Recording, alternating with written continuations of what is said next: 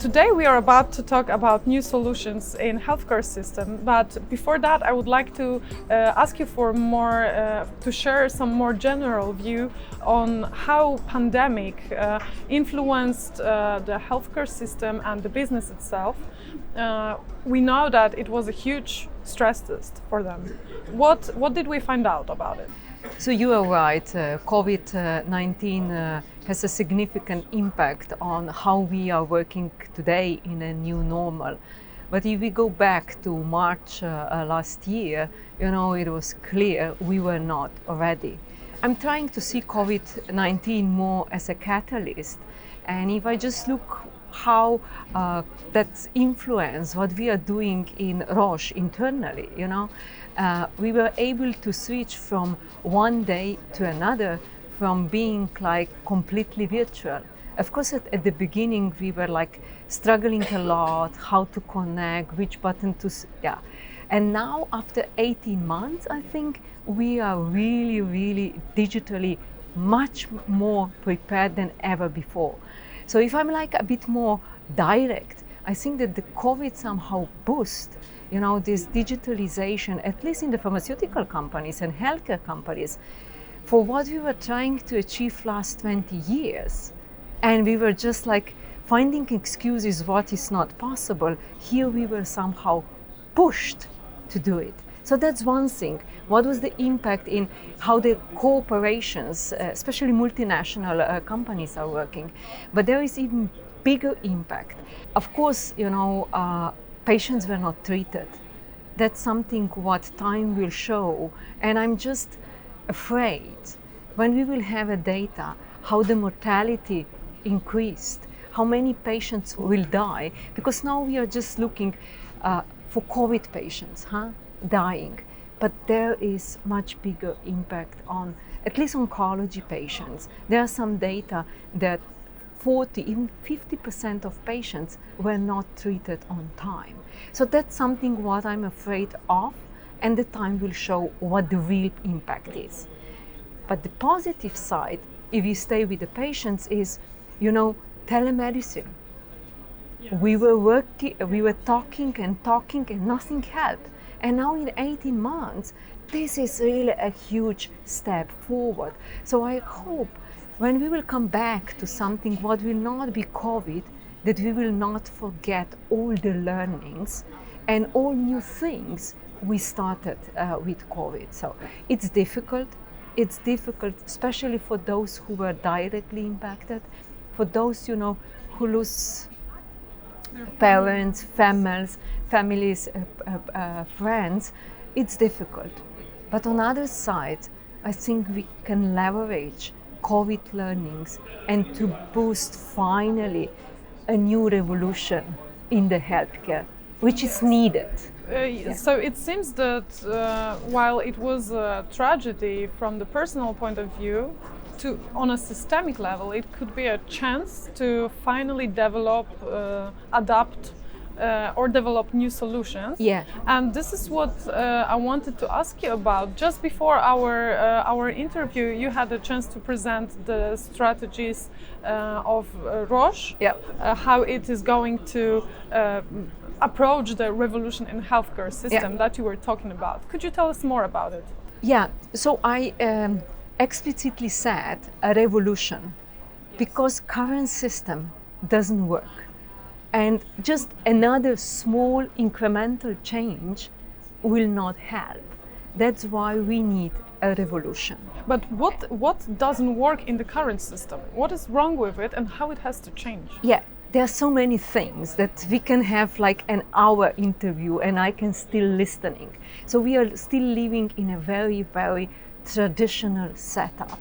And we are talking so much about the digitalization and how we are handling things. But just ask yourself, how many fax machines we are still using, also here in Poland? A lot. So the simplest assessment, how digitally we are, is no, we are still in the Stone Age. So this is something what we need to take as a catalyst and move from this Stone Age, from fax machines, to something what is using artificial intelligence. Because what we are doing, we are collecting so much data and we don't use this data. Yes, that's what you said about. Yeah. You said that what has to change is that data-driven healthcare system. Exactly. What does it mean? So data-driven, it means, we are collecting data, but then we are like sorting data, and then we are learning out of this data, and we are even changing how we treat patients. Because what is now, in the past, we have one pill, and I don't know, everyone was treated with that. That's again the Stone Age, because the things are moving so quickly that now we can look to each and every person as an individual, and we can treat them with a personalized healthcare. But of course, starting from pill, yeah, finishing on contact with patient. And we can measure everything. We have now these smart watches and everything.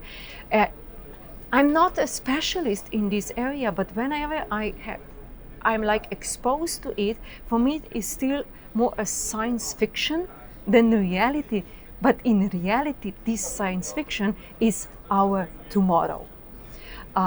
Regarding the health data collection, we are all afraid that our data, which will be collected, will be misused.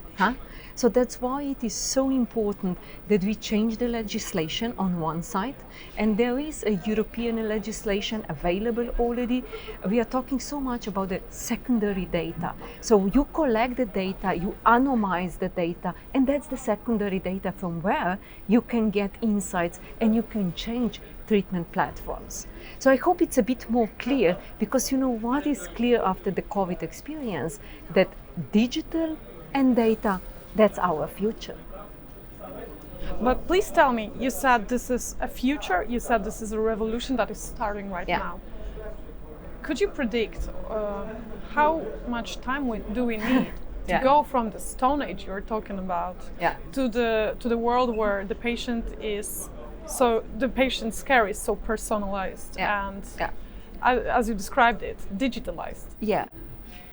I hope not next 20 years, because the need is clear.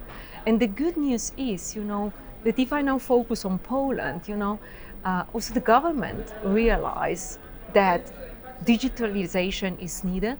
So one of the pillars is making healthcare much more digitalized and invest in infrastructure of collection of data. So I hope, don't ask me, is this 5 years? 10 years, so I would say I hope something what will not be more than 5 years.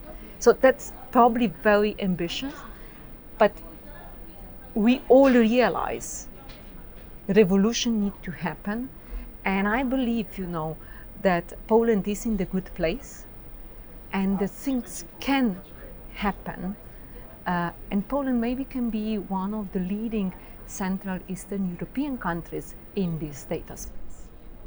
Sounds really good. Please tell me, as a last question, what happens in Roche Poland on the area of this kind of changing approach to healthcare system? We as a company acknowledge that just small incremental changes are not good enough, and that's why we completely change our way of working. So we are moving from a complete traditional company which is selling diagnostic and pharmaceuticals to a healthcare company who is really looking to the entire patient journey, which is starting much earlier than diagnostic. And we are trying to find the collaborators we can work with to find meaningful solutions for patients. So I hope it's understandable. We don't sell products anymore, but we are collaborating with our partners from government, private institutions, to doctors, experts, to really find how to solve the problem. So that's the significant shift.